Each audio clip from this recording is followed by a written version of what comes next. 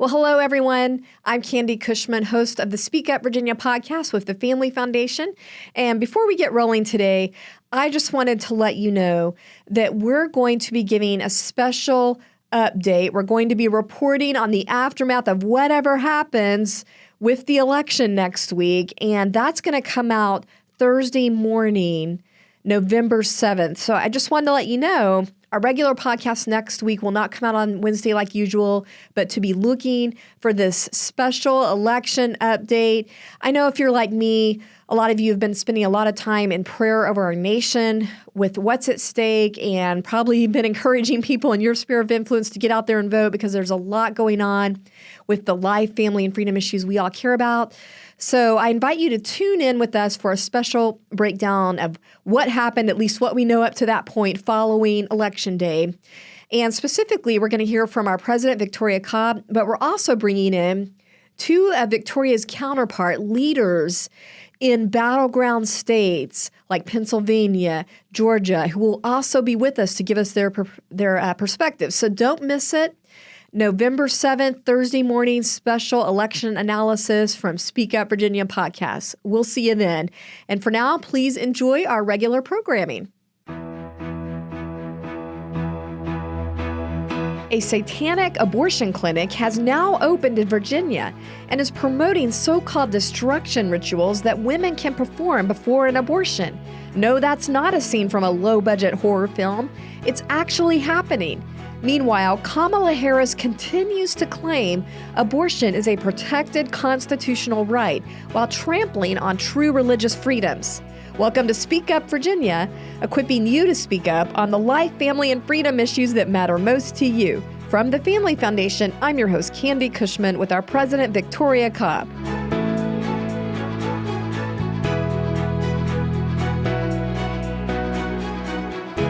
Well, welcome, everyone. So glad to have you here with us for Speak Up Virginia. And, you know, we have a very sobering topic to start out with today. And this is the kind of thing you think it's just some kind of fictional headline, you know, clickbait stuff or a cheesy plot line from the latest B horror flick. But no, this is actually happening. And we learned a few days ago that what's being billed as the nation's second satanic abortion clinic has opened right here in Virginia. Yeah, so we're going to put an image on the screen so you can see this for yourself. But basically, what you'll notice as we put this image up is that it's called the Right to Your Life Abortion Clinic, which obviously is this unbelievably obnoxious slam on the right to life movement and pro-lifers in general. And, of course, a terrible perversion of the biblical principle that babies have a right to life. Yeah, and just before we delve into why is this happening, what is the so-called satanic temple trying to gain from this, you know, because there is a political tactic here that is pretty obvious. But I did want to also delve into there is a deeply disturbing spiritual element here, just outright evil. You know, they are promoting abortion as a part of a religious ritual. It's pretty stunning. And you'll see on this image that we're putting on the screen that they are calling this a destructive or destruction ritual that serves as a protective right. Yeah, this is very interesting. First, I just have to note I don't know if folks are reading all these words on here, but basically this idea that they're saying the purpose is to cast off these notions of guilt and shame and mental discomfort. Now, they're making it sound like that's just because society isn't supportive enough of abortion. But I think they're recognizing something. They know this is real, that women struggle. This is a hard, even women who make a choice that we wouldn't aren't doing it with joy, glee, and I mean, there's real anguish involved in this. And the cause, of course, that is that they're claiming is just our society isn't on board enough. But I think it's interesting that this right, this thing that they're creating is really around this idea of getting rid of stigma that you're feeling that I would argue could be internal, not just external. They're saying it's coming from society. It's also we are born. I mean, Romans talks about we know good and evil, like it's in our heart. That is such a great point, Victoria, because it's almost like a chant to deaden your conscience. Right. That's what I think that is exactly what it is. It's to numb. Yeah. It's to numb compress that. Any kind of pain or compartmentalize anything that's actually really going on here. So So they have this ceremony. So. Like you're saying, they have this ceremony kind of like a chant that you're supposed to do before you take an abortion pill or have a surgical abortion. And what I'm about to go over here is very disturbing. I'm just going to warn people. I do think it could be, in some cases traumatic or disturbing to hear, but I think it needs to be exposed because it really takes the mask off the reality that is abortion. So I think this is worth delving into because this shows what's really at the root of abortion. So we got these images on here. So before you take the pills, it's recommended that you stand in front of a mirror and say this chant, or what they call Tenant. The first one is, one's body is inviolable, subject to one's will alone. So let's just stop there for a minute. Victoria, what's your thought on that one? I mean, wow. Okay. First of all, we would argue that God has given us everything that we have and that we're stewards of something, actually. So it's, there's a spiritual element here. But besides that, it's interesting. Some of the pro-abortion women are commenting or have commented that this whole ritual is great because it helps them throw away the shame, and embrace their choice because it is in their minds, their body or whatever. But it really, this whole thing is revealing an underlying root of this whole issue. And that is that we're just not even on the same page about the fact that there's another body here inside your body, and that this isn't just about you. And actually, if you've talked to people who have struggled post-abortion as a consequence of having an abortion, they'll talk about how they deaden pain with alcohol and drugs too. Like you'll hear a lot of those stories. So it's interesting to me that there's all of these tenets that you're walking through. Well, just the part subject to one's will alone. Yes, like nothing else could have any bearing on this. No one else around you, not God. Like, it's just... You are the master of your own universe, essentially, which I think underlies the whole selfishness of our culture, that you're somehow... that decisions we make don't impact other people, but also spiritually we know there is more than us. I mean, abortion is almost an outgrowth of that philosophy. Yes. Just nothing but your will alone. That's it. Well, I'm going to continue explaining this ritual. After that first step, you can see they are supposed to breathe deeply. There's a lot of breathing deeply, so it's very ritualistic here. But then they say this next part, which is, quote, beliefs should conform to one's best scientific understanding of the world, which is rather ironic. That is insane that they actually... I mean, I'm floored that they try to pretend that there's no science around the fact that you have another human being inside your body. I mean, you have to actually deny science to act like this only impacts you. Like those two things together, you actually have to completely ignore. There's an entire human being. It's living on, it's being nourished, connected to you. You are connected in this beautiful way that God created it. So this idea that somehow that the only reason you would not get an abortion is because of moral beliefs, science actually would give you enough reason to not have an abortion. I mean, science tells us the baby has separate DNA, right? Separate genetics. Heartbeat. Yeah. It is its own unique being that, left to the nourishment of its mom, will actually join this world and be a part of our families. You'd have to be the ultimate. I think it is interesting. You have to deceive yourself. You have to deceive yourself, and this is a typical thing of I think the secular left, which is constantly claiming that they're on the side of science and then denying science. We see this, of course, with gender and many other ways. So this is very, very on point for them. It's it is. Yeah. Yeah, they are on point with the leftist agenda. Yeah, like we're going to claim they're not the science ones, those of us that actually. But what's fascinating, we all know this, is that science reflects the maker who made this earth. And so it's just fun to actually watch how science reinforces what is also good and right. And now we get to the most really heartbreaking, horrifying part of the whole thing. And this is what they are telling women to do after, the sorry to be so graphic, but the baby parts are being expelled from your body. This is what they're telling them to do. After you have passed the embryo, because they can't say the word baby here, but they're saying, return to your reflection and recite the personal affirmation. Feel doubts dissipating and your confidence growing as you have just undertaken a decision that affirms your autonomy and free will. And here's what they're supposed to recite for this so-called personal affirmation. And I do beg everybody's pardon for even having to repeat these really heretical words, but again, I think we need to expose it. So here's what you're supposed to say. Again, after the baby has left your body. by my body, my blood, by my will, it's done. I mean, that's just really creepy. I mean, they're very clearly trying to take Christianity and use all of the things that are valuable and meaningful to us and distort it and almost pervert it to do. I mean, that to use those words to me is just terrible. And it just, I mean, to think about when we talk about the body and blood, we're talking about our Savior who shed his blood.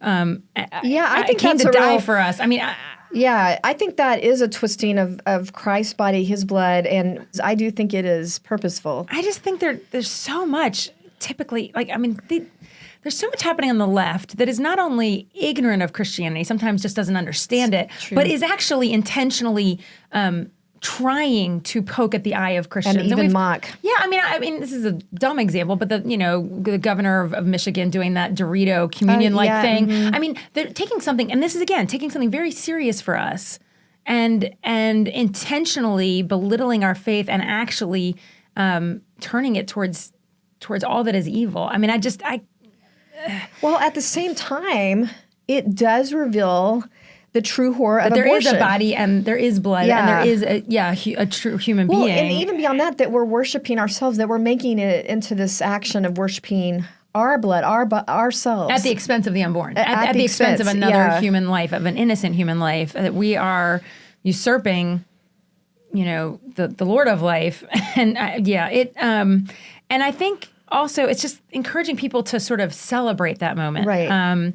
And obviously, it's trying to overcome something. Like I said, I think this is like a very intentional trying to overcome what a woman is feeling, because I do think it's on our hearts and that we do know. And interestingly enough, I think that they are.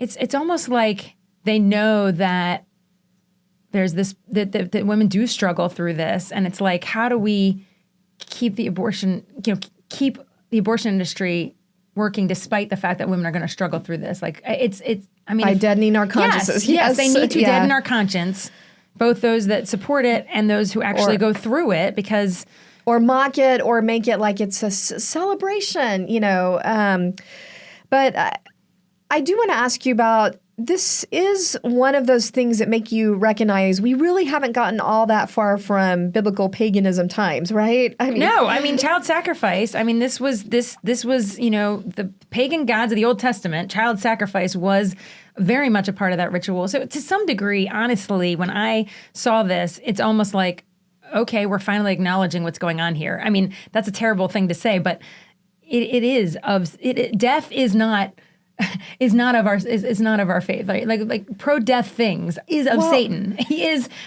comes to kill, steal, and destroy. And also the sense of sacrificing the most vulnerable for our self-will. I mean, are we really that different as a society from the sacrifice of vulnerable in those times? I mean, I know that's hard to say, but it's very tough, and these are very tough issues. And I know for women who have gone through abortions, we need to be really sensitive in how we're talking about this, because I know there's so many women who have had to struggle through a decision they made a long time ago. And so I don't want this to sound insensitive, but we know it's spiritual, and I think we do have to talk about that this is at a societal level. We're talking at a societal level, being willing for the sake of our autonomy to sacrifice the innocent and celebrate that at a cultural and even legal level. Yes. And we think we're so civilized, but we're really not. We haven't advanced very much at all. Yeah. If you look at the comparison to what was happening in days of past. Well, okay, so that's the very real spiritual side of this. But there's also a practical tactic, a very purposeful practical tactic going on here. Can you explain a little bit of that to us? Yeah. So though they claim to be the Satanic temple, right, if you read their belief statements, they actually don't believe in the existence of Satan. And we've seen this with other Satan-like things. It's actually, if you read their tenets, they basically are another form of humanism. I mean, that's essentially what they are, that all their beliefs center around basic humanism. Yeah. And so, but what's interesting is, despite that there's not actually, faiths typically have a God, an actual deity of some type. Despite the fact there isn't that, they have managed to get themselves approved by the IRS as a actual church, as a religious organization. And they use that legal distinction, as a religious organization to basically try to get religious protections legally. And so this is all kind of part of their latest ploy to file lawsuits arguing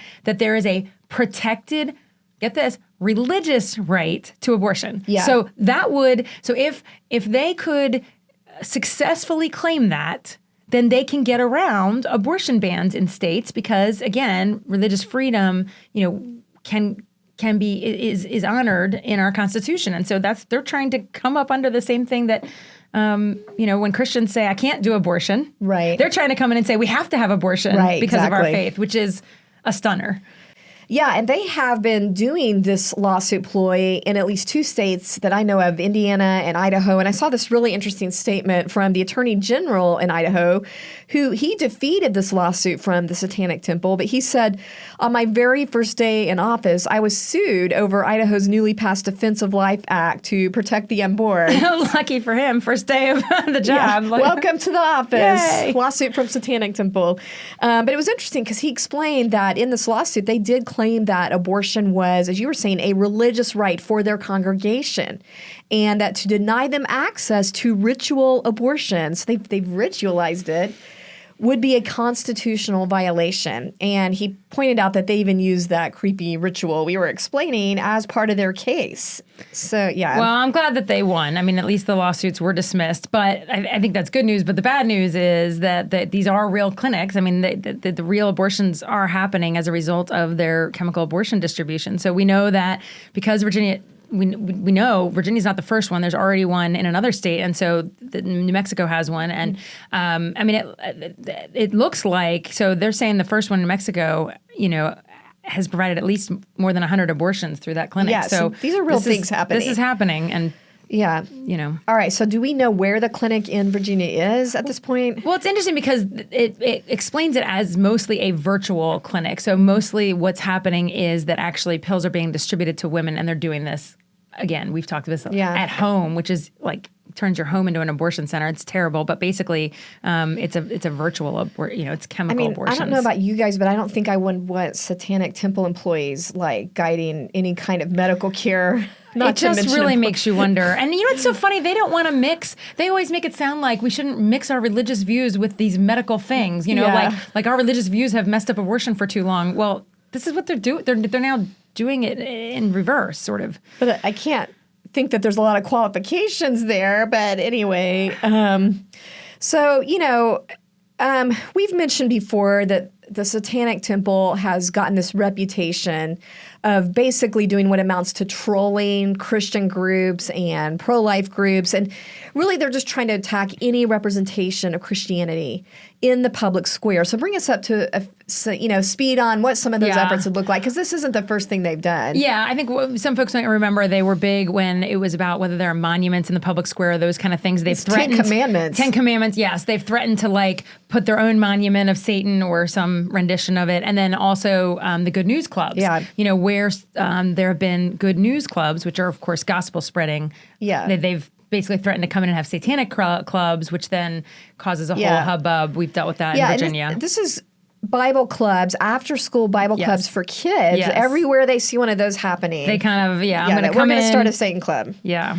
Well, how should people be responding to this? Because we do see a lot of times on the Christian side of things or conservative, there is overreaction, and a lot of times I think with too much fear, and which kind of plays right into what they want. Yeah, we can't be afraid of this stuff. That's what they're trying to do, is they're trying to make us overreact and actually kind of push our own faith out of the public square by pushing them out of the public square. We need to really, our God is bigger than this group and the trolling, and they're poking the eye at our faith and them poking their, pro-lifer. I mean, we just need to rest in God's sovereignty and the idea that we are doing everything we can to help women with these pregnancy centers and all. We just need to kind of keep staying the course and convincing women to choose life, that there is a good, there is hope, there is, that's where we need to be with this. And it is hard to watch. I mean, this is hard to watch. But well, back to some of this other free speech stuff, like the 10 Commandments, when a government official, or even just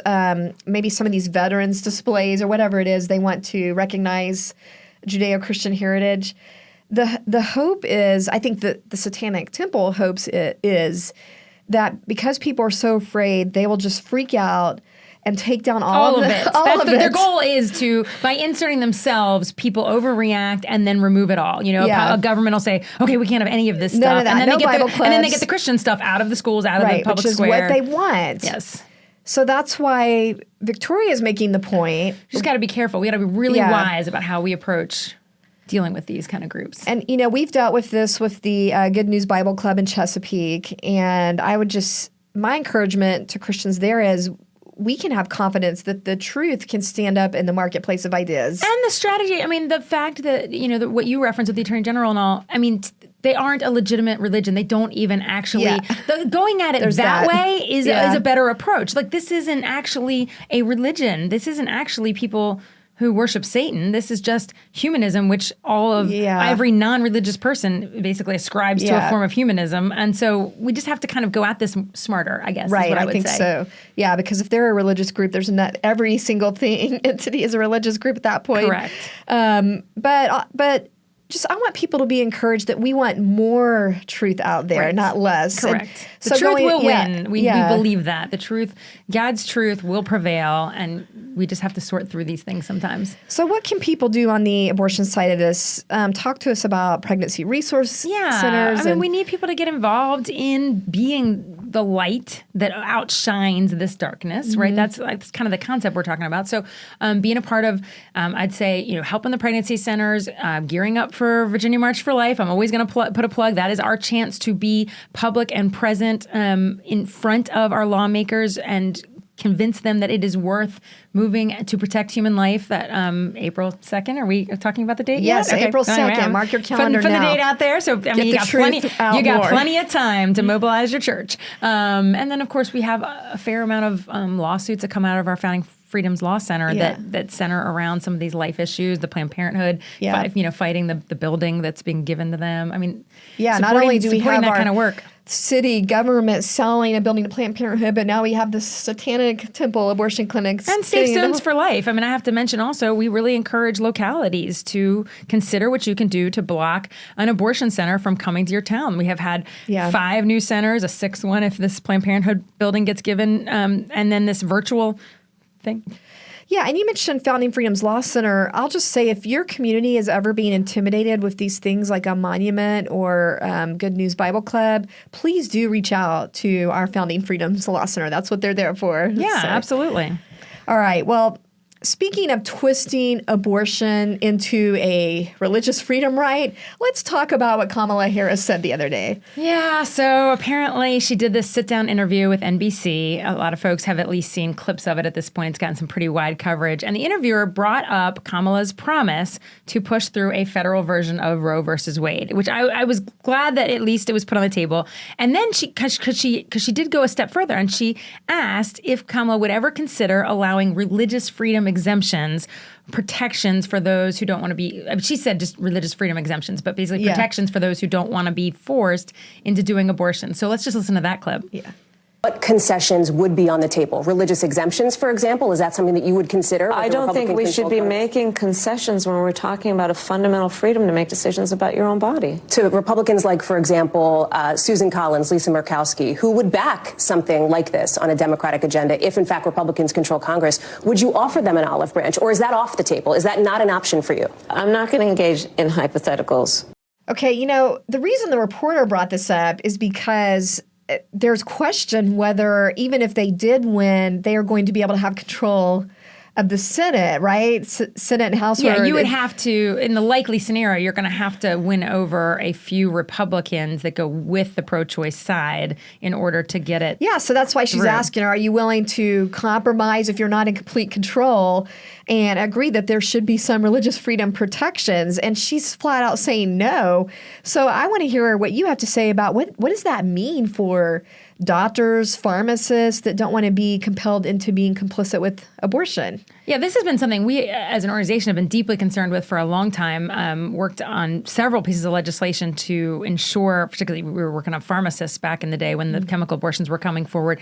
And this is very alarming because there's a lot of people who do not want to be a part of this in any way. They do not want to be a medical professional that has to participate in abortion, and that's how they view it. And Catholic hospitals, I think in particular, are a concern because they should be allowed to not have to do this procedure, not have to give up these pills. And even as we talked about somebody who works in a Catholic hospital and they're struggling with their Catholic values, but the person went to the Catholic hospital hoping to be able to be a medical professional that doesn't have to violate their faith. That's why they chose to work at that hospital. So we're going to have all kinds of issues. But what I think is interesting too is just that every time, when Kamala gets interviewed, a lot of times she's not answering the question and she's spinning around in circles, and that's kind of a known sort of reaction. But when she does actually answer the question, it is the most extreme answer. That is very typical of her. And when she actually does answer a policy question, because that's what's actually in her heart. Right? It's a far left answer. It is as far as you can go on an issue.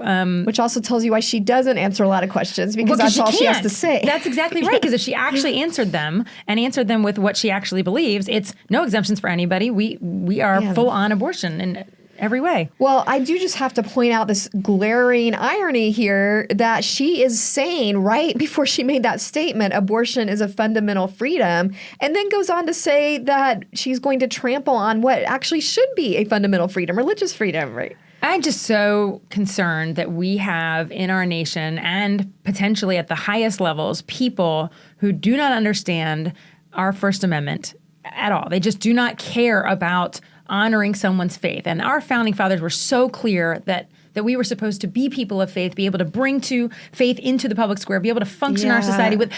Our setup could not be any clearer as a country, but we have people who don't understand that at all, and they're equating freedoms that are not in the Constitution as of equal value. That this right to. Wow.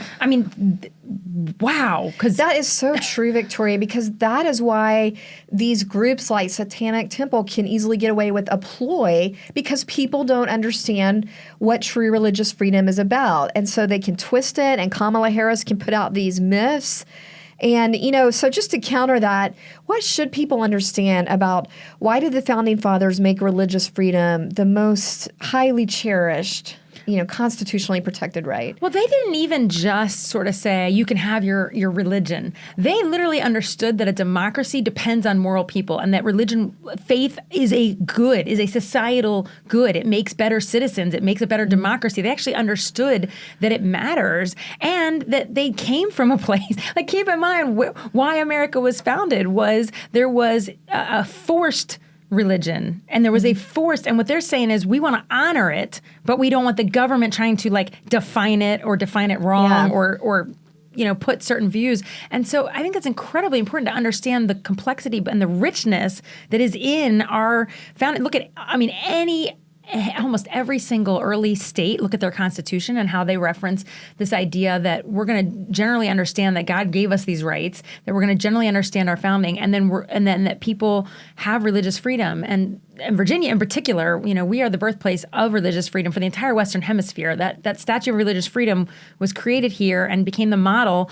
But that is what's made us such a wonderful country, is that people do have faith, and they aren't expected to shelve it and pretend like they don't when they engage in our culture. Okay, so Kamala keeps disrespecting this. She talks freedom all the time, but tell us how she's destroying freedom in the current administration. I think we know this Biden administration has done anything they can to widen abortion access and to diminish faith. They really, in all sorts of ways, are they trying to essentially sort of force. I'm thinking of the pro-lifers that were just praying outside a clinic, and they're literally going to prison now. Yeah. And yet we have, many other cases of very similar kinds of behavior on the left, and those people are all, if they're caught, it's caught and catch and release, but half the time they're not even considered criminals. Yeah, that is the Harris administration under which these pro-lifers are going to federal prison. Yeah, and then taxpayers paying for abortion, all the battles that we did. We used to have a very clear understanding of the Hyde Amendment that sort of, we may disagree about whether we should be, having pro-life protections, but we're not going to make the taxpayers participate in it. But that's not even their understanding. Well, I just got to say, as I was preparing for what in the world is behind this so-called, Satanist abortion clinic, as I was looking at all of this stuff, something just kept resonating in my spirit, and I just got to mention it. It would be great to kind of wrap up on this note, on a redemptive note, coming out of the darkness that we just talked about. But what really stuck out to me is in His providence and mercy for us, God chose in advance to use an unborn baby in the womb of a very courageous woman, to accomplish the redemptive, to save us, to save His people. Yeah, I think the redemption story through an unplanned pregnancy is literally the polar opposite of everything we've been talking about. And God knew that. And it's what a beautiful, I don't know, if there's any reason to be pro-life, it's that Jesus started out in the womb, and the scripture even talks about Him in the womb. I love that unplanned pregnancy, too, because there's a lot of stigma and shame for Mary. And it's like God knew we were going to be facing this moment in our culture. Yes, He knows all things, and He knows where we were headed. And thankfully, He gave us good grounding to understand why we should honor life and be thrilled about what God puts in our womb, regardless of the circumstances. All right. Well, on that note, I thought it would be fun to just send us off, encouraging to just send us off with this video I saw going around on Facebook with, I think it's a 4D image maybe, of this baby just moving around, sucking his thumb, yawning, him or her. It's just really gets your heart watching it. And so let's just take a moment and see the beauty of what God created and wrap up that way. So we'll see you next time. Thanks for joining us. Remember, we are stronger when we speak together.